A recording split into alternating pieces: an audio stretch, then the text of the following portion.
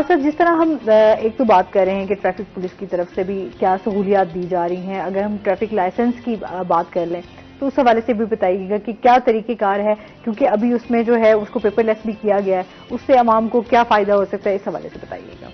دیکھیں، جو ٹریفک کا جو ڈرائیونگ لائسنس ہے، اس سے تقریباً 6 ماہ پہلے اگر آپ اس کو دیکھیں تو اس میں جو چیزیں ہوتی تھیں، لوگ اپنے فائل اٹھا کے لے کے جاتے تھے، پیپر کہیں سے خریدتے تھے، فوٹو اسٹیٹ کی شاپ سے، پھر اس میڈیکل کو لے کر اس فارم کو فل کر کے کسی ڈاکٹر سے اس کو چیک بھی کروانا، ٹیسٹ کروانا، ٹھیک ہے، فٹنس سرٹیفکیٹ، اس کے بعد پوسٹل اسٹیمپس کے لیے جانا پڑتا تھا ڈاک خانے، تو اس والے پھر فوٹوگراف بھی لے کے جانے پڑتے تھے اپنے۔ یہ تمام چیزیں پیپر لیسنس کا جو کانسیپٹ ہے وہ یہ ہے کہ یہ تمام چیزیں مائنس ہو گئیں۔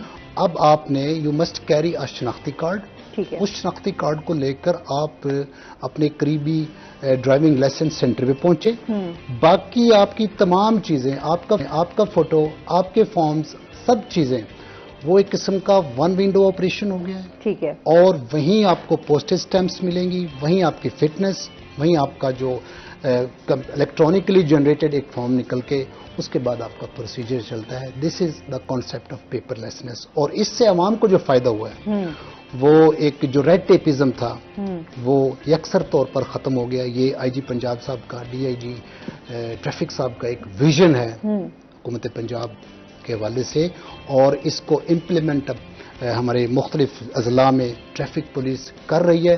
باقی جہاں تک لائسنس کی سہولتوں کی بات ہم کریں کہ یہ کہاں کہاں پھر ہم نے ان کو دیا، آپ کے 24/7 جو سینٹرز ہیں وہ ملتان پورے میں 2 ہیں۔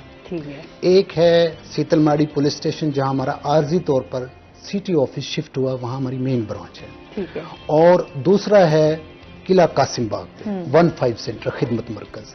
اب میں آپ کو یہ بتا دوں کہ جو سیتل ماڑی پولیس اسٹیشن میں جو برانچ ہے وہاں فریش لائسنس کا اجرا، لرنر کا اجرا، duplicate, renewal, international license, out district renewal, یہ تمام چیزیں وہاں 1 ونڈو پہ ہو رہی ہیں۔ اس کے علاوہ باقی سینٹر جو ہے 15 وہاں فریش لائسنس نہیں، فریش لائسنس کا اجرا صرف وہاں ہوگا۔ اس کے علاوہ ہمارا یہ تحفظ سینٹر شمشاباد، اس کے بعد متی تل پہ ای سینٹر، اس کے بعد آپ کا آ جاتا ہے یہ کیا کہتے ہیں ہائی کورٹ میں بھی یہ فیسلٹی دی گئی ہے۔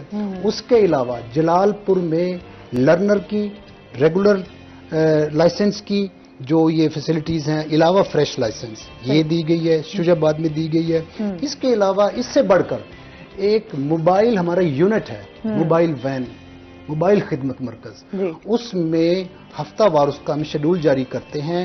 ان جگہوں پر جہاں خدمت مرکز قریب نہیں ہے وہاں ہمارا موبائل یونٹ چلا جاتا ہے، لوگوں کو وہ facility at the doorstep مل رہی ہے۔ تو یہ ساری سہولتیں جو ہیں یہ پیپر لیسنس کی طرف جو ایک ہم لوگ گامزن ہوئے ہیں، اس سے شہریوں میں ایک باقی اطمینان پایا جاتا ہے، اور اس پہ مختلف جو فیڈ بیک ہے وہ بہت اچھا آیا ہے۔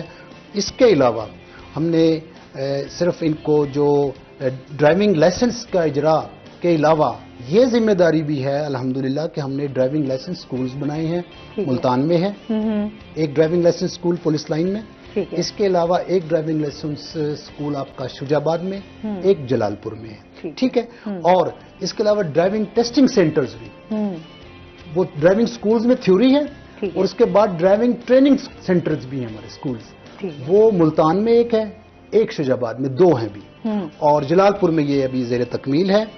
اور اس میں ہم اپنے جو کینڈیڈیٹس ہوتے ہیں ان کو گاڑی کی تمام movements, reverse, forward, gear system, تمام چیزیں ہم ان کو سکھاتے ہیں، ٹھیک ہے، اور اس کے علاوہ ان کو گاڑی کے جو سپیئر پارٹس ہیں، جو اس کے انجن کے پارٹس ہیں، میکینیکلی بھی ان کو نو ہاؤ دیتے ہیں، اور خواتین کے لیے باقاعدہ وہاں پر خواتین سٹاف ہے، میل کے لیے میل سٹاف ہے۔ اس کے بعد جو لاسٹ اس میں چیز ہے وہ ہے ڈرائیونگ ٹیسٹنگ سینٹر، جہاں ان کا پھر ٹیسٹ ہونا ہے۔ ٹیسٹ ہمارا ملتان میں ہوتا ہے اور شجاع آباد میں ہوتا ہے۔ جو ملتان میں ہے وہ آپ کا جناح پارک میں ہے، یہ جو 100 فٹی روڈ کے پاس ہے، اور شجاع آباد میں وہاں صدر تھانہ شجاع آباد میں بھی افتتاح ہوا 15 دن پہلے۔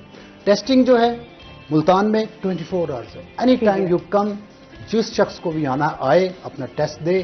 اس کے علاوہ جو اور ایک بڑی فیسلٹی ہے اس موجودہ جو ٹیکنالوجی کے دور میں، وہ ایک اینڈرائڈ ایپ ہے، آپ اپنے راستہ ایپ ٹھیک ہے، وہ لازمی بات ہے کہ وہ آپ کے آئی فون پہ بھی چلتی ہوگی، ان کا اپنا ایک او ایس ہے، تو اس میں آپ اپنا شیڈول دیں کہ میں اس وقت آ سکتا ہوں، ٹھیک ہے، اپوائنٹمنٹ دے دیں اپنی طرف سے، آپ نے ہم سے نہیں اپوائنٹمنٹ لینی، آپ ہمیں آپ نے اپوائنٹمنٹ دیں، اپنی- you come accordingly we'll serve you.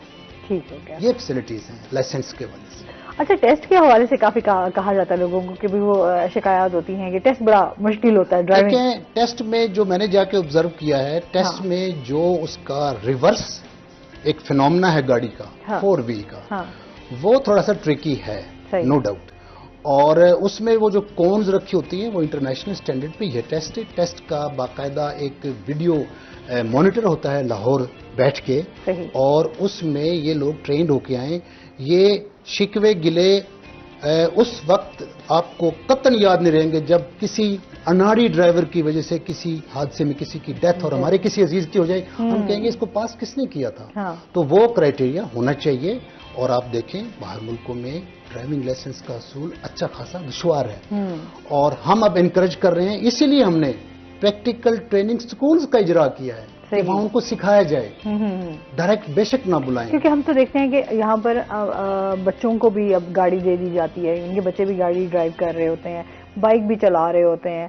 تو ہمارے ایون کہ یہاں پہ دیکھتے ہیں اسکولوں کے جو بچے ہیں چھوٹے چھوٹے، وہ بھی وہ کیونکہ اب ظاہر سی بات ہے گھر والے اگر اویلیبل نہیں ہیں تو اپنے بہن بھائیوں کو بھی ساتھ لیا ہوا ہوتا ہے، اور بہت ایسے بائک تیزی سے چلا کر جا رہے ہوتے ہیں. یہ وجہ ہے بچوں کو دے دیا صبح ناشتے کے لیے، گھر والوں نے کہا جاؤ ذرا ناشتہ لے آؤ، چھوٹا بچہ ہے ٹھیک ہے اس کو بھیج رہے ہیں. اور جہاں میں رہتا ہوں، میرا جہاں رہائش ہے سرکاری، اس کے ساتھ ایک کوارٹر میں ایک بچہ وہ ناشتہ لینے گیا MDA، واپسی کو اس سے کچھ آؤٹ آف کنٹرول ہوئی، اس کی ڈیتھ ہو گئی ابھی تقریباً 6 ماہ پہلے. اب آپ دیکھیں کہ ہمیں بڑوں کو یہ ذمہ داری لینی چاہیے.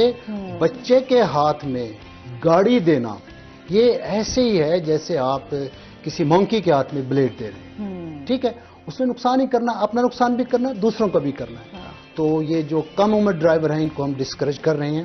اور کم عمر ڈرائیورز کے حوالے سے جو میری پالیسی ہے وہ یہ ہے کہ ان کو جہاں کہیں یہ نظر آئیں ان کو روکیں، اور ان کا جو وہیکل اس کو امپاؤنڈ کر لیں، اور اس کے فادر سے یا اس کے گارڈین سے رابطہ کریں، بلائیں، ان سے ایک اوتھ سرٹیفکیٹ لیں، کوئی انڈرٹیکنگ لیں، تاکہ اس کی فریکوینسی نوٹ ہو. پھر ہم بتا سکیں کہ بھائی آپ تو بڑے غیر ذمہ دار باپ ہو، آپ بڑے غیر ذمہ دار بڑے بھائی ہو. آپ کو یہ تب محسوس ہوگا جب خدا نہ خواستہ یہ کسی حادثے کا شکار ہو جائے گا.